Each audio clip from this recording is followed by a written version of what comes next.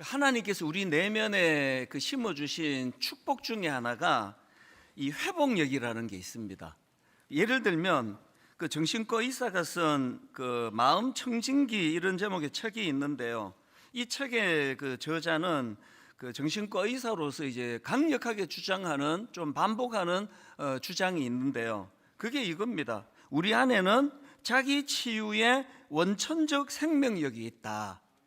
이런 내용들을 이제 쭉 풀어가는 책인데요. 정신과 의사하다 보니까 사람들이 자꾸 이런 질문을 많이 한다고 합니다. 매일 힘든 사람들의 이야기만 듣는 게 힘들지 않습니까? 이분 말씀이 힘든 환자들의 이야기를 듣는 게 쉬운 일은 아니지만, 그러나 그 치료 현장에서 환자들의 치유와 회복이 일어나고 때로는 이전보다 더 건강하게 성장해가는 그런 변화를 많이 목도하기 때문에 보람이 더 큽니다. 그러면서 하는 말이 이겁니다. 우리 인간 안에 내재된 생명력이 있다는 것.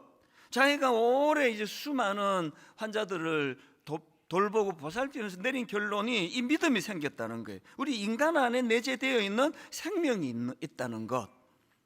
그 내용을 한번 들어보십시오. 무서운 화마가 휩쓸어 재만 남은 산야에도 다시 수목이 자라고, 방사능 유출로 오염된 도시에도 다시 꽃이 피어나고, 기름으로 뒤덮인 바다도 스스로 정화되는 것처럼 우리에게도 자기 치유와 자기 정화의 원천적 생명력이 있습니다. 이게 제가 말씀드리는, 하나님이 우리를 이 땅에 보내주실 때 우리의 DNA 안에 이 회복력을 주셨다는 겁니다. 자꾸 오해하시는 게요, 막 굉장히 정신력이 강하고 혹은 그 공부를 그 분야에 전공을 하고 지식이 많은 사람이 회복력이 있는 걸로 생각하지만 그렇지 않습니다. 이미 저와 여러분 안에 회복력을 주셨습니다. 이 믿음과 이 확신을 가지고 우리가 이제 하나님 앞에 자기를 돌아보고 점검하면 좋겠는데요. 또 다른 책입니다. 이 책 제목은 하버드 회복 탄력성 수업, 이런 책이 있는데 이 책에서도 비슷한 내용이 나옵니다. 자, 한번 들어보십시오. 호스피스 환자, 트라우마 생존자, 의사 등 수천 명을 만나본 뒤에 깨닫게 된 중요한 사실이 있다. 생물학적 그리고 환경적 요인과는 무관하게 회복 탄력성은 모든 사람의 내면의 본성적인 자질로 존재한다는 것이다. 우리는 모두 회복 탄력성을 가지고 태어난다. 이게 전문가들이 오랜 경험을 통하여 또 임상을 통하여 내린 결론들이거든요. 이 하나님이 우리에게 주신 이 회복력은 놀랍습니다. 여러분들께 보여드릴 게 하나 있는데요. 저 손톱이에요. 몇 달 전에 보여드린 거 기억나시죠? 이게 시커멓게 죽었거든요. 완전히 민망할 정도로 이 새카맣게 손이 죽어 있었는데 깨끗하게 나왔습니다. 제가 처음에 이 차문에 이 손톱이 끼우고 막 밤새도록 엄청 아파하다가 이제 그 다음날 병원에 갔더니 의사 선생님이 목사님, 여기 손톱을 자라게 하는 성장 세포가 있는데 거기를 다쳤대요. 그래서 이제 어쩌면 손톱이 이제 기형으로 자랄지 모릅니다. 심지어는 이제 손톱이 안 자랄 수도 있습니다. 그런 얘기 들으면 마음이 섬뜩하죠. 아니, 이거 그럼 어떻게 해야 돼? 그렇게 생각하면서 제가 이제 하나님 앞에 기도하면서 여기까지 왔는데요. 그 의사 전문가들의 우려와는 달리 완전히 그냥 잘 회복이 됐거든요. 저는 이 새로 살아난 이 손톱을 보면서 그 구약의 인물 삼손, 이 삼손이요, 막 여자나 밝히고 평생을 인생을 허비하다가 그 하나님 주신 놀라운 은사를 다 까먹어버리고 결국에는 비참하게 이제 머리털 깎이고 두 눈 뽑히는 비참한 인생으로 전락을 하는데, 그런데 성경에 보면은요, 그 과정에서 딱 한마디가 내 머리에 남아 있습니다. 성경이 이렇게 표현합니다. 그의 머리털이 밀린 후에 다시 자라기 시작하니라. 이 상징적인 표현이죠. 자기의 실수로 말미암아 비참하게 몰락해버리고 머리 깎여버렸지만 머리털은 새로 자라고 있더라. 이게 저는 상징적으로 항상 제 마음에서 이제 좀 마음이 어려워지고 힘들어지고 또 좀 번아웃 되고 이럴 때가 되면은 왜 이런 말씀이 떠올려져. 머리털 다시 자라요. 내가 지금 좀 힘이 들고 내가 지금 좀 마음이 무너지고 내가 지금 좀 어려움이 있다 할지라도 머리털은 다시 자라는 거예요. 손톱은 다시 자라는 겁니다. 하나님이 주시는 회복력이 있기 때문입니다. 오늘 제가 이런 관점으로 이제 말씀을 풀어나가고 싶은데요. 여러분 지난 한 해 돌아보면서 무슨 일로 그렇게 아프셨어요? 어떤 일로 좌절감을 겪으셨고 아이고 이제 나는 이제 끝이다. 이제 나는 끝이다. 이런 생각을 하고 계신다면 여러분 끝 아니에요. 예수 그리스도가 십자가를 통하여 우리를 구원해 주실 때 그분은 우리에게 영원한 생명력을 주셨기 때문에, 그래서 요한이 예수님을 묘사할 때 그분은 생명이다, 그분은 빛이다, 이게 우리 안에 있기 때문에 다시 회복이 되는 거거든요. 오늘 본문의 흐름도 한번 보십시오. 여러분 지난 시간에 살펴본 내용 다 기억하실 것 같은데요. 이스라엘 백성들이 이제 요단강을 건넌 이후에 그들이 맞닥뜨린 첫 번째 대적해야 되는 게 그게 여리고성인데, 여리고성은 인간 힘으로 무너뜨릴 수 있는 성이 아니에요. 이중으로 된 어마어마한 성이에요. 난공불락의 성입니다. 그런데 하나님의 초자연적인 은혜로 그 여리고성을 이제 무너뜨렸단 말이죠. 그랬더니 이제 그 명성이 여호수아 6장 27절입니다. 여호와께서 여호수아와 함께 하시니 여호수아의 소문이 그 온 땅에 퍼지니라. 명성이 자자해요. 이겼습니다. 난공불락성을 무너뜨렸습니다. 그럴 때 바로 찾아오는 게 그게 교만이에요. 그 교만이 그 여호수아로부터 백성들 마음에 이제 교만이 자리 잡고 있으니까, 그래서 여러분 성공 안에 실패의 요인이 있는 거예요. 뭐 잘한다 그건 이제 망하는 요인도 같이 들어와 있다는 거거든요. 그래서 이제 그 다음 전투 대상인 아이성을 보니까 아이성은 조그마한 성이라 그랬잖아요. 막 기고만장했죠. 막 교만이 머리 끝까지 올라가 가지고 이건 뭐 다 갈 필요도 없다, 몇 명만 버리면 이길 수 있다, 그래가지고 그만 비참하게 패배하고 그 쓰라린 눈물을 흘렸는데요. 그게 이제 여호수아서 7장 5절 아닙니까? 아이 사람이 그들을 36명쯤 쳐 죽이고 성문 앞에서부터 스바림까지 쫓아가 내려가는 비탈에서 쳤으므로 백성의 마음이 녹아 물같이 된지라. 지난 시간에 여기까지 우리가 이 말씀을 살펴봤는데요. 이렇게 비참하게 무너져 마음이 녹아 물같이 되는 쓰라린 패배로 그렇게 끝나는 게 지난 시간까지 살펴본 말씀이라면, 오늘 본문의 말씀은 하나님의 회복력이에요. 그들을 다시 이렇게 세워주시고 다시 회복시켜 주시는 하나님의 일하심이, 그래서 그들의 내면이 회복되어가는 과정을 이제 풀고 있는 게 오늘 본문입니다. 사실 제가 이 본문을 묵상할 때 처음에는 오해를 했습니다. 그래서 초점을 잘못 맞출 뻔했습니다. 5절에서 백성들의 마음이 녹아 물같이 된지라, 그리고 바로 그 다음 오늘 본문 6절에서 여호수아가 하나님 앞에 회개하는 장면이 나오거든요. 여호수아가 옷을 찢고 이스라엘 장로들과 함께 여호와의 궤 앞에서 땅에 엎드려 머리에 티끌을 뒤집어 쓰고 저물도록 있다가, 그래서 제가 이 말씀을 읽으면서 오해할 뻔했죠. 아니 이게 제가 이렇게 설교하려고 했습니다. 지도자의 회개가 민족을 살린다, 이런 주제로도 제가 말씀을 준비했고요. 그리고 또 한 사람 아간의 범죄로 이렇게 절망에 빠진 민족이 또 다른 한 사람 지도자 여호수아로 말미암아 회복이 일어났다. 한 사람 지도자의 중요성, 제가 이렇게도 제가 설교를 하려고 준비를 했는데 이게 묵상을 하다가 보니까 큰일 날 뻔했습니다. 이건 그런 주제가 아니에요. 여러분 이 본문은요, 그들이 범죄했고 여호수아가 지도자 여호수아가 회개했고 하나님이 용서해 주셔서 회복된 이야기가 아니고요, 그 이전에 이스라엘 백성들이 그 교만이 들어오기 시작하고 그래서 이제 저 난공불락 여리고성도 우리가 이겼기 때문에 그 안에 찾아온 그 성공 안에 패배의 요인이 들어있다고 하는 그 상황에 대한 하나님의 대안이 아이성에서의 패배예요. 그래서 제가 깨달은 게 뭐냐면은 마음이 녹아 물같이 된지라가 이미 하나님의 치유가 시작됐다는 거더라고요. 이해가 되시죠? 무슨 뜻인지.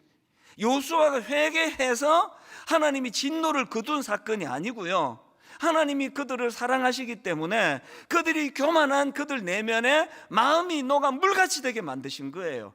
그 쓰라림을 주신 게 하나님의 치유의 시작이라는 거거든요. 여러분, 어떤 일로 지금 마음이 녹아 물같이 되신 분이 계십니까? 제 인생도 돌아보면은 그랬던 순간들이 여러 번 있었고요. 또 이제 이런 거죠. 이제 주일 설교를 마치고 나면 마음이 녹아 물같이 될 때가 있습니다. 어떻게 설교 준비를 이것밖에 안 해가지고 이 한 주로 사는 성도님들인데, 그러면 집에 가면은 마음이 힘들어요. 굉장히 힘들어요. 마음이 녹아서 물같이 되는 정도는 아니지만 하여튼 마음은 녹아요. 그러면 저는 감히 이렇게 말씀드릴 수 있습니다.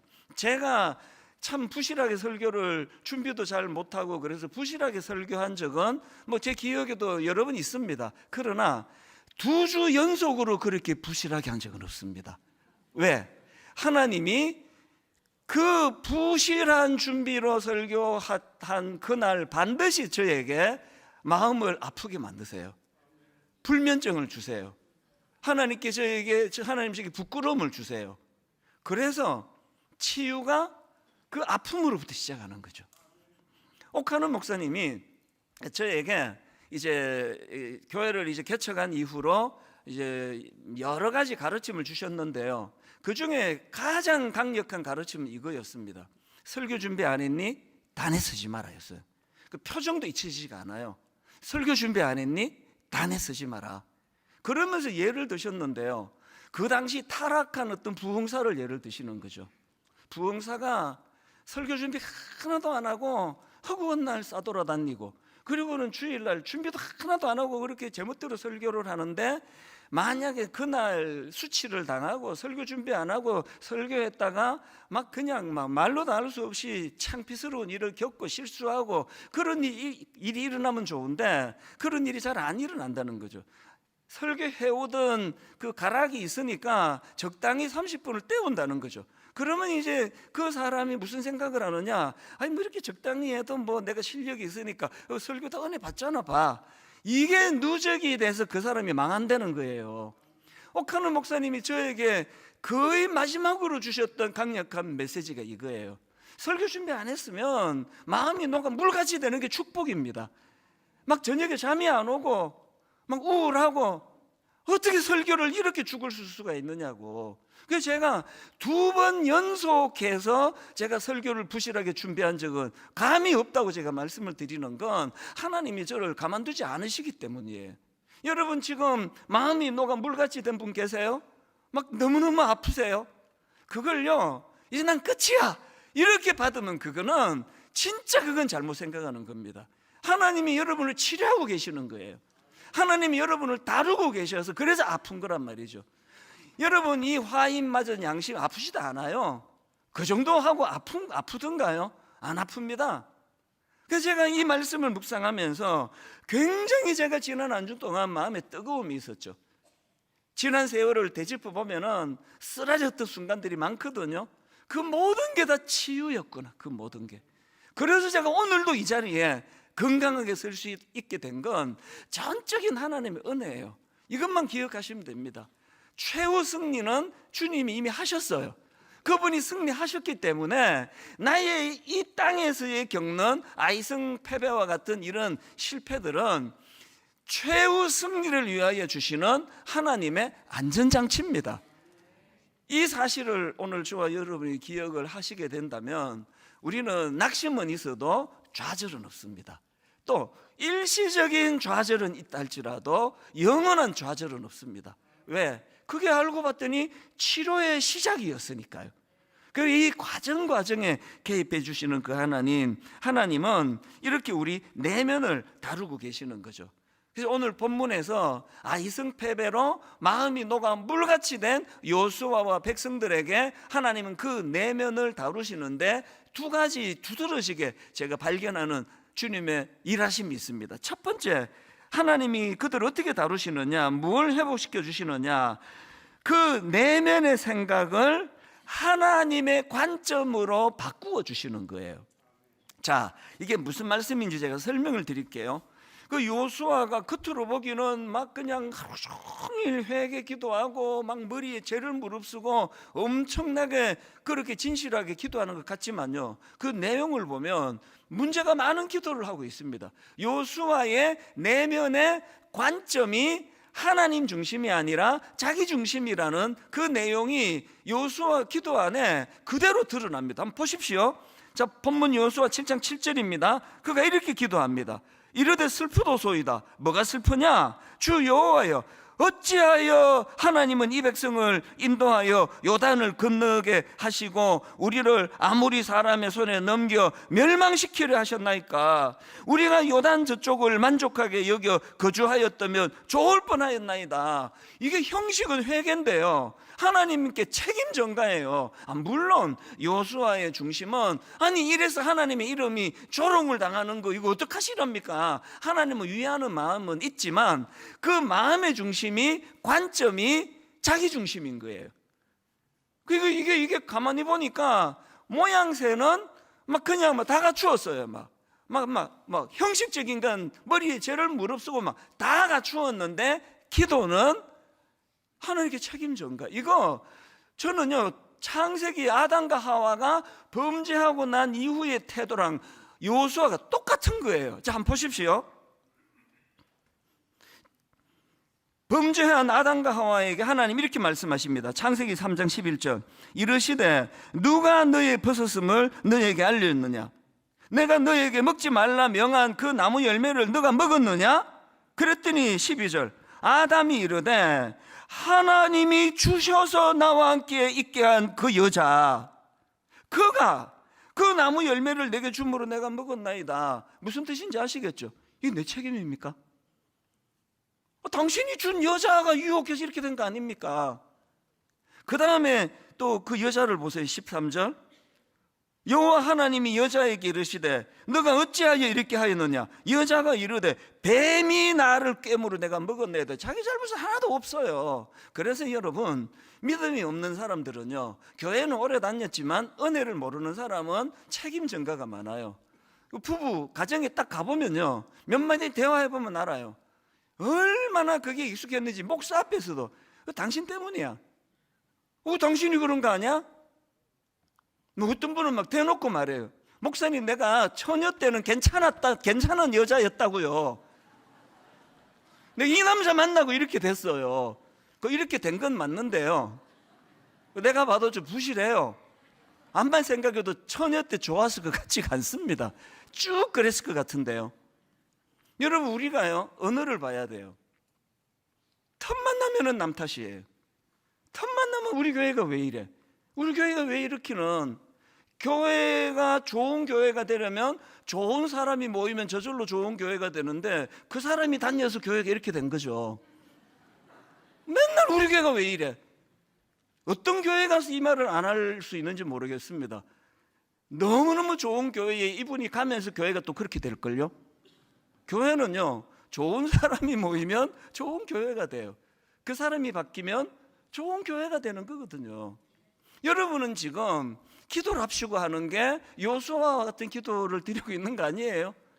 이건 하나님 탓이에요. 이건 내 마누라 탓이에요. 이거 우리 아버지 탓이고요. 우리 엄마가 어릴 때 상처를 줘서 이랬습니다. 여러분, 제가 요즘 읽고 있는 책에서 놀라운 거 발견했는데 어릴 때 받은 상처가 인생에 영향을 안 미친대요. 내가 지금 자료 모으고 있으니까 조금만 기다려주세요.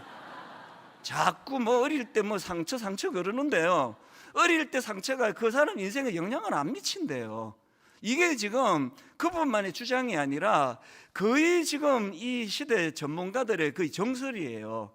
자꾸 누구 탓이요, 누가 날 이렇게 만들었어요, 그렇게 하는 그게 지금 여호수아의 관점이 인간적이에요.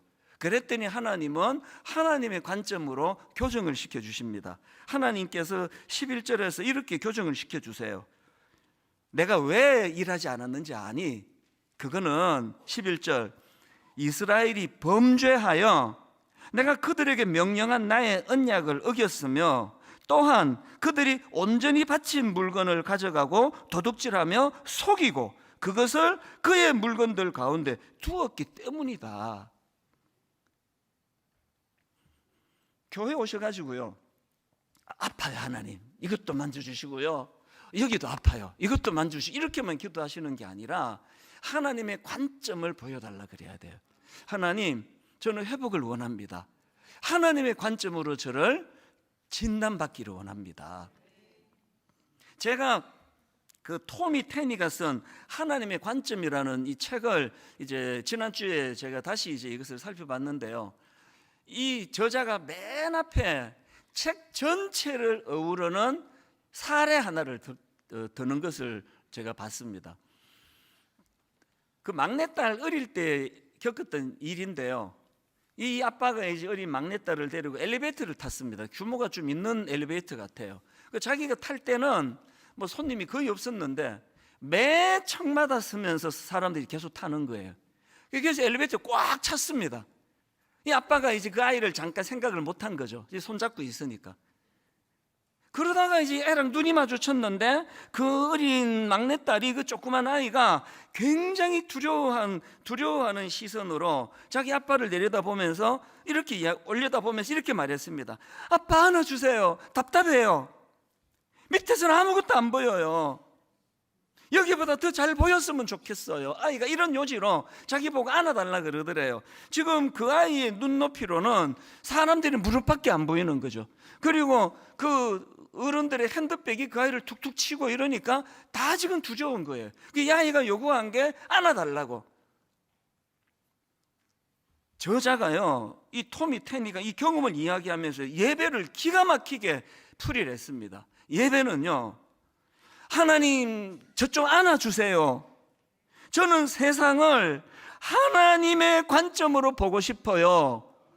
이게 예배래요. 하나님의 관점으로 지난 엿새를 되짚어 보는 거예요. 제가 미국 집회 잠깐 비우고 온 사이에 이놈의 나라에서 뭐 해괴망측한 일이 지금 벌어지고 있더라고요. 이게 뭐 여자와 여자가 결혼을 한다고 그러질 않나, 또 좀 있다가 또 여자가 남자가 됐다 그러지를 않나. 그리고 또 뭐 어제 제가 우연히 봤더니 그것도 이제 이쪽에 여자가 자꾸 이제 자꾸 그 가슴이 그래가지고 자꾸 너를 여자로 생각하는 거 아니냐, 그래서 또 가슴 절제 수술을 받았다 그러질 않나. 그러면서 수많은 피해자들이 거기에 지금 놀아나가지고 피눈물을 흘린다 그러지 않나. 이게 도대체 지금 뭐 이 세상이 어떻게 돌아가는 거냐고요. 그걸 부끄러움 없이 여자와 여자가 결혼하게 됐다고 그렇게 그거 발표해가지고 이렇게 사단이 난 거 아니냐고요. 저는 바퀴벌레론, 집에요 바퀴벌레 한 마리가 나오면 이미 엄청 지금 그 농 밑에 많이 들어있는 거, 이걸 우리 부교육자들에게 종종 이야기합니다. 우리가 실수로 어떤 성도에게 상처를 줬다고 하면, 이게 말로 실수해서 이 사람이 지금 상처를 흘려 눈물을 흘리면 이미 우리가 인식하지 못할 때 수많은 분들이 지금 우리 때문에 눈물을 흘리고 있을 것이다. 그 한 분의 상처받아 우는 걸 간과하면 그거는 목회자 자격이 없다고 이야기를 해요. 시대를 보세요. 흘러가는 걸 지금 보시기 바라요. 지금 이게 정상적인 나라입니까? 여러분, 지금 일어나고 있는 이런 일들이 그게 뭐 아주 악한 어떤 소수의 뭐 행위였다고 그렇게 치부할 수 없는 건 너무 당당한 태도들이요. 우리는요, 주님 앞에 나올 때마다 본질을 구해야 돼요. 악한 이 세상을 살아가는데 우리의 관점으로 옳고 그름을 분별하기 어렵습니다. 그래서 그 어린아이처럼 때를 쓰면서 하나님께 기도해야 돼요. 하나님, 저를 좀 안아주세요. 저는 이 세상을 세상의 관점이 아니라 하나님의 관점으로 바라보기를 원합니다. 하나님이 여호수아에게 치유의 첫 단추가 이거예요. 그게 잘못된 기도를 교정해 주시는 하나님. 그런가 하면 두 번째로 하나님께서 행하신 회복이 있는데요, 그 회복은요 미봉책이 아니세요. 원점으로 되돌려 주시는 은혜예요. 원점에서 다시 시작하게 하시는 은혜. 자, 아까 7장 11절에서 그들의 문제를 지적하셨죠. 이스라엘이 범죄하여 내가 그들에게 명령한 나의 언약을 어겼으며, 그리고 12절에서 경고하십니다. 그 온전히 바친 물건을 너희 중에서 멸하지 아니하면 내가 다시는 너희와 함께 있지 아니하리라. 그리고 바로 그 다음 13절에서 하나님의 놀라운 말씀이 선포됩니다. 13절, 너는 일어나서 백성을 성결케 하여 이르기를 너희는 스스로 성결케 하여 내일을 기다리라. 이거 여러분 어디서 많이 좀 들어본 것 같지 않으세요? 3장 5절에서 보셨잖아요. 여러분 홍해를 요단강을 건너기도 전에 하나님이 주셨던 가장 원리적인 말씀이 여호수아 3장 5절입니다. 여호수아가 백성에게 이르되 너희는 자신을 성결하게 하라. 여호와께서 내일 너희 가운데 기이한 일들을 행하시리라. 하나님의 원론적인 지침이거든요. 이 말씀을 여러분 내가 수없이 반복해서 말씀드리고 오늘 또 반복합니다. 하나님 뭐라 말씀하세요? 일은 내가 한다. 일은 네가 아니라 내가 하니까 네가 하는 일은 성결케 하는 거다. 하나님의 자녀다운 거룩을 가져야 되는 거다. 영어 성경으로 보니까 하나님께서 우리에게 amazing things라고 복수를 쓰시더라고요. 우리는 이 믿음이 없기 때문에, 그리고 아간도 마찬가지예요. 아간이 그 훔친 걸 보면은요 굉장히 그 과정에 중요한 포인트가 나와요. 그가 나중에 이제 들통나니까 이렇게 고백합니다. 아간이 21절에서 이렇게 고백합니다.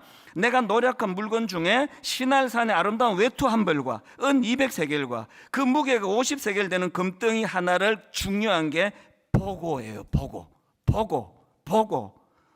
탐내어 가졌나이다. 무슨 뜻이죠? 보기 전에는 탐내지 않았습니다. 보고예요. 우발적이에요. 보고. 뭘 의미합니까? 하나님이 여호수아 3장 5절에 주신 큰 그림이 아간에게 없는 거죠. 큰 그림이 그에게 있는 게 뭐예요? 내일 하나님이 놀라운 일을 행할 거다. 이까지 외투 한 벌 이 정도겠냐? 하나님이 큰 일을 계획하고 계시니까 너는 성결해야 돼. 정직해야 돼. 이런 거 훔치면 안 돼. 이게 정리가 안 된 게 아간이에요. 우발적인 거죠. 여기 누가 대놓고 사기치는 분이 계시겠냐고요. 보고예요. 사기당하는 사람들도 거의 다 우발적이에요. 그럴 때, 유혹당할 때 하나님이 요단강을 건너기도 전에 주셨던 지침을 떠올리는 거예요. 제가 특세 때 막 이제 새벽에 졸리기 쉽고 하니까 막 과장스럽게 말했던 거 기억하시죠? 좀 막 천박스럽게 말했어요. 저요? 성추행 절대 안 한다고. 내가 미쳤습니까? 내가 성추행하게. 내일 하나님이 저를 통하여 놀라운 일을 계획하고 계시는데 내가 왜 그딴 짓 하느냐고 막 굉장히 이것보다 훨씬 더 저속하게 제가 소리를 지르면서 얘기했거든요. 다시 말씀드립니다. 누가 거룩을 추구하는지 아세요? 야망 있는 사람이 아니고요, 하나님의 일하심을 기대하는 사람이에요. 하나님의 일하심을 기대하는 사람은 절대 성결 기준이, 여기 제가 지난 여름에 하나님이 자꾸 분당 우리 교회 문제가 많다고, 분당 우리 교회 고칠 게 한두 가지가 아니라고, 그 언어가 바뀌어야 된다고 계속 제게 하나님이 3주 내내 그 말씀을 부담을 주셨을 때, 귀국하자마자 이거부터 만들었잖아요. 거룩과 성숙. 이거는요 기초로 돌아가자는 거예요.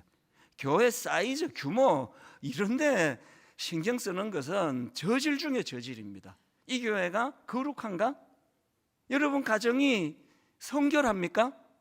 여러분 아이들에게 거룩을 가르치세요? 안 가르치신다면 여러분 안에 기대감이 없어서 그래요.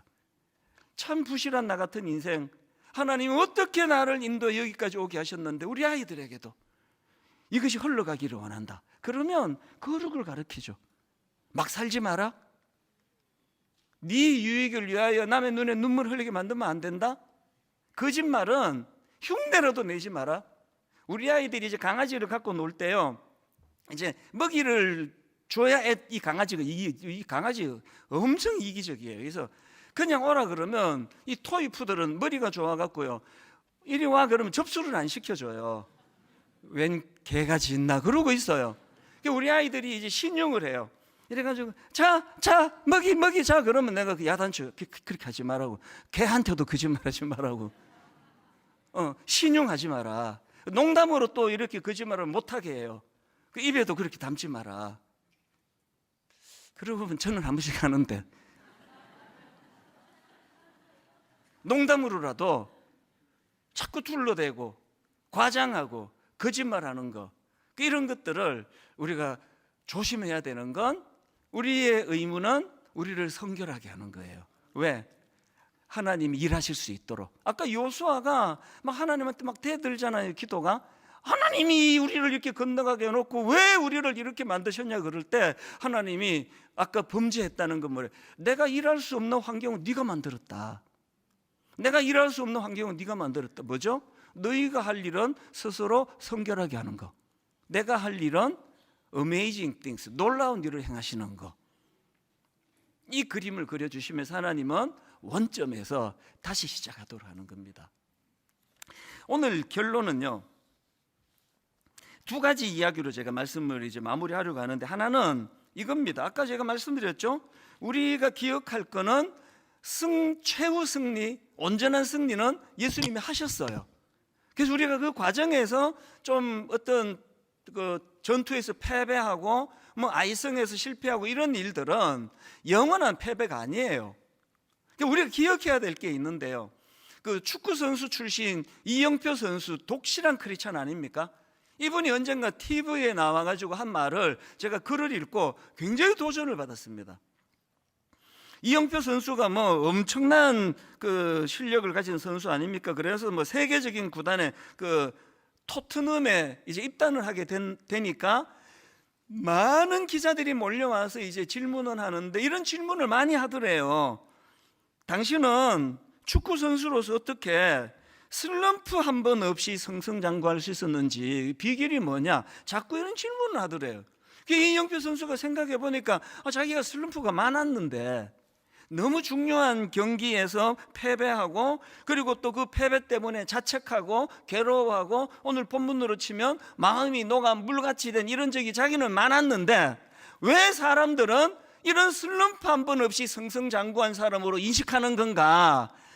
그거를 자기가 깊이 생각했대요. 예수 믿는 사람의 특징을 생각하는 사람이에요.